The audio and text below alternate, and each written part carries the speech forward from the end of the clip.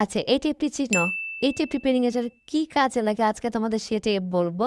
আমরা যারা পেইন্টিং করতে গেলে আশেপাশে বা এই ছড়াছিটা যায় তাদের জন্য এই টিপটি খুবই কার্যকর। আমরা জানি যে এটা ডেকোরেশনের জন্য ব্যবহার করা হয় কিন্তু মাথায় বুদ্ধি থাকলে না এটা খুব ইজিলি কাগজেও ইউজ করা যেভাবে কাগজ ইউজ করতে পারো।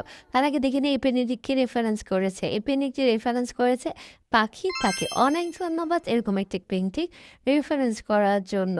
এবার আসি যে কথা বলতেছিলাম, তো এই টিপটি মূলত পেইন্টিং এর জন্য ইউজ করা হয় না। কিন্তু এই টিপটা যদি আমরা পেইন্টিং এর জন্য ইউজ করি, এটার বর্ডার চারদিকে যেমন নিট অ্যান্ড ক্লিন থাকবে, প্লাস তুমি যদি কোনো মাস্কিং টেপ কাগজের উপরে লাগাও, দেখা যায় ওটা ছিঁড়ে যায়। পেইন্টিং পেপার বলো, সেটা মানে বলো, ক্যানভাস পেপার বলো, ঠিক আছে? এটা কিন্তু ছিঁড়ে যায় যখন তুমি তুলতে যাবা। কিন্তু এই ওয়াশি টেপটা না তোমার ছিঁড়ে না, খুব সহজেই টান দিলে উঠে আসে, কাগজের সাথে লাগে না।